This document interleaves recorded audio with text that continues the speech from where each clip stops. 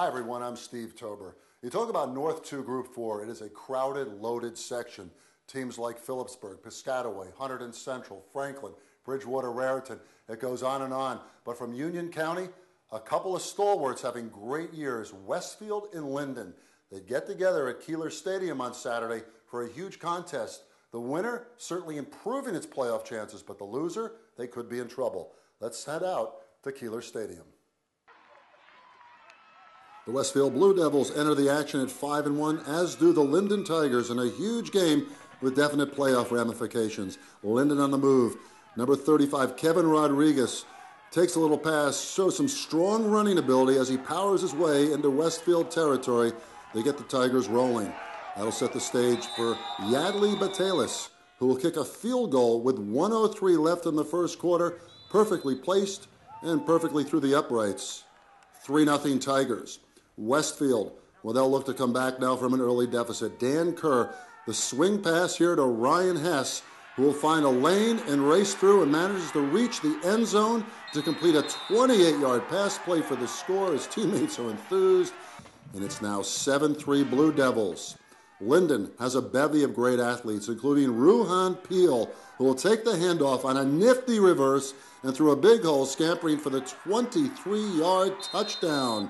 Peel and the Tigers take a 10-7 lead with 36 seconds left in the half.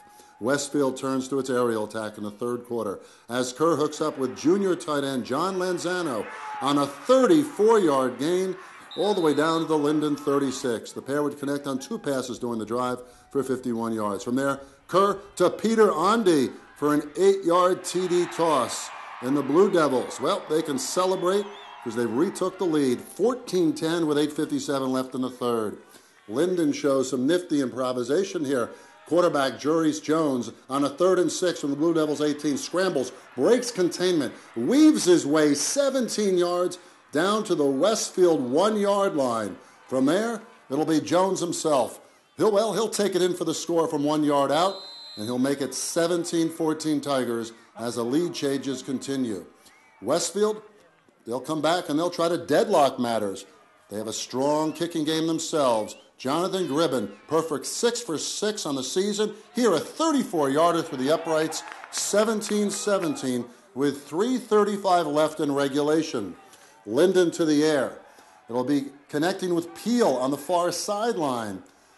Peel, the fine athlete, doing it as a runner and as a receiver. On comes Yadley Batalis to attempt a 39-yard field goal.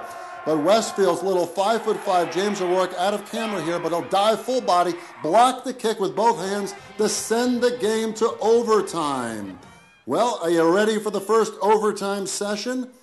Well, you better be, because here it comes on the first play of the drive. Kerr, he'll connect with Ondy on the bubble screen, good for 18 yards inside the 10. From there, the drive will culminate. The Bull himself, A.J. Murray, he will blast in up the middle 1 yard, his 13th TD of the year with Gibbons' extra point, 24-17 Blue Devils in the first extra session. Linden doing whatever it can to force another extra session. On a critical 4th and 3 from the 18, Jones scrambles, avoids being sacked, and somehow will complete a pass to Will Ingram. And Ingram will reach the 14 for a first down. The Tigers are still alive. They move the ball down to the 5, where number 35, Kevin Rodriguez, he'll lug the pigskin into the end zone. And with the extra point from Batalis, we are tied at 24 all. Well, how about overtime session number 2 as the captains get together for another coin toss. Linden, quarterback Jones, again under pressure. This time his pass, he'll be picked off at the 15-yard line with two hands, none other than Peter Ondy right there. Ondy, what a huge turnover it is for the Blue Devils.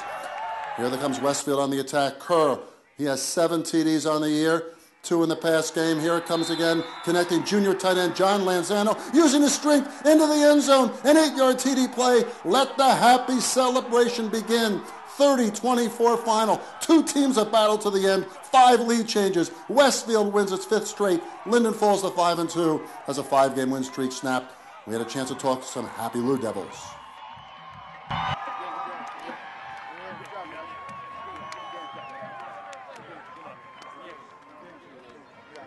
Now, the one that won the game. Oh, yeah. That was right in the middle everywhere, right? Tell me a little bit about that.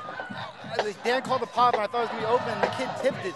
But I just stayed on the ball and just caught it. It was just a reaction. It was awesome.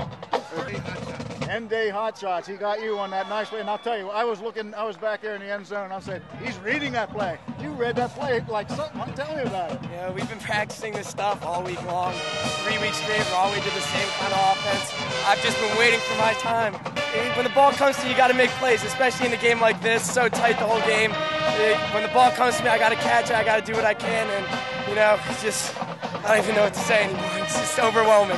This has got to be a very gratifying victory for you guys, right? I know. This is the best football game I've ever been a part of.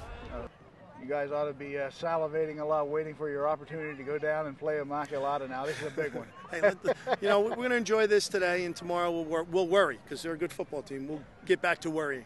It's got to feel personally good to you because you did a little assistant coaching at Linden, didn't you? I had a great 5 years there. I've made lifelong friends when I was there. I'm very happy with.